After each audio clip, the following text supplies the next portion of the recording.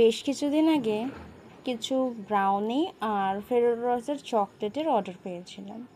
তো বাড়িতে বানাচ্ছিলাম, তো বানাতে বানাতে একটা জিনিস নোটিস করলাম যে আমরা যেগুলো বাড়িতে বানাই না, তার টেস্ট সত্যিই ডিফারেন্ট হয়। কারণ আমি নিজে যেহেতু আগে ডেজার্ট লাভার ছিলাম, তার জন্য এখনও আমি ডেজার্ট লাভার। তো আমি মাঝে মাঝেই বাইরে থেকে খুব আমার চকলেটের যেহেতু ক্রেভিংস রয়েছে, তো আমি মাঝে মাঝেই চকলেট রিলেটেড কোনো জিনিস কিংবা brownie, cakes, what ever it is, আমি কিনে কিনে খাই। কারণ কম্পিটিশনের মার্কেটে কোয়ালিটিও দেখতে হয় আর নিজেকে অনেক সময় ইমপ্রুভও করতে হয়। যদি কেউ বেটার দেয় তো সেখানে নিজেকে ইমপ্রুভ করার দরকারটা খুব বেশি। অ্যাজ আ হোম বেকার আমি মনে করি আমাদের প্রত্যেক দিন শেখার জন্য কিছু রয়েছে, বেস্ট বলে কিছু হয় না। আমরা সব সময় নিজেদেরকে বেটার করবার জন্য চেষ্টা করি। তো যাই হোক, এই অর্ডারটা ছিল আমার বোনের।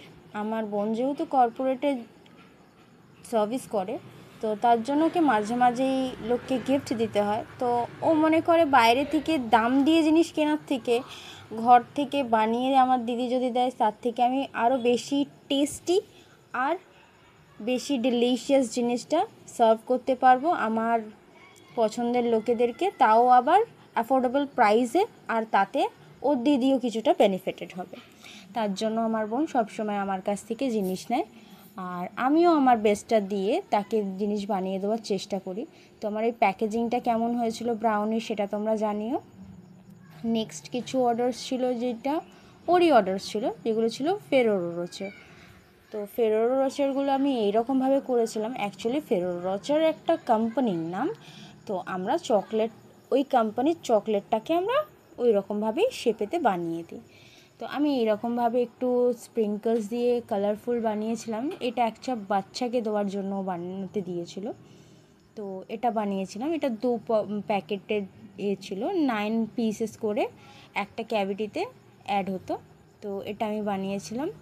আচ্ছা, যখনই তোমরা চকলেট কিংবা ব্রাউনি রিলেটেড কোনো কিছু কাজ করবে, তখন তোমরা হাতে গ্লাভস পরে নেবে।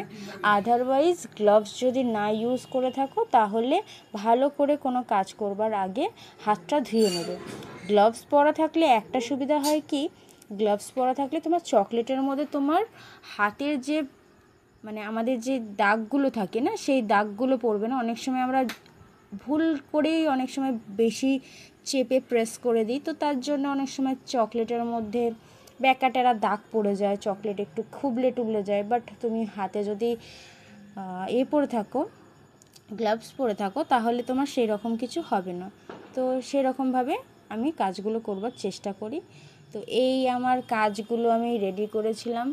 আর সব থেকে কী জিনিস ভালো লাগে জানো তো, আমরা হোম মেকাররা খুব কিউট কিউট প্যাকেজিংয়েতে আমরা প্রোডাক্ট দিয়ে থাকি, যার জন্য কাস্টমারও আমাদের কাছ থেকে খুব হ্যাপি থাকে। আর প্রত্যেকটা জিনিস একটা প্রেজেন্টেবল লুকস যদি পায়, তাহলে তার মার্জনা যাকে বলে না, সেটা একটা আলাদা লেভেলে চলে যায়। তো এরকম রেড রিবন দিয়ে আমি এটাকে ব্যান্ড করে দিয়েছিলাম। কীরকম লাগছে তোমরা জানিও। আর তোমরা কোন সিটি দিয়ে আমার এই ভিডিওটা দেখছো সেটাও জানিও, তাহলে আমার ভালো লাগবে যে আমার কোন এলাকা থেকে আমার ভিউয়ার্স দেখলো, আমি সেটা জানতে পারবো। আর আমার যারা ভিডিও দেখছে তারা কে কে হোম বেকিং কিংবা চকলেট মেকিং করে, আমিও সেটা জানতে পারবো। আমার মতন আরও কারা আছে যারা নিজেকে স্বাবলম্বী করবার জন্য চাকরির পথ নয়, বিজনেসের পথটা হাত ধরে নিয়েছিল, আর মনে করে যে কারোর অধীনে নয়, নিজে কিছু করে দেখাবো। আজকে ছোট করছি, কালকে বড় করব, বাট করব, নিজেরই করব।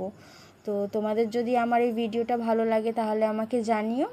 আর আমার এই প্যাকেজিংগুলো কতটা সুন্দর হয়েছে না হয়েছে সেটা আমায় জানিও। টিল দেন টাটা, সবাই ভালো থেকো।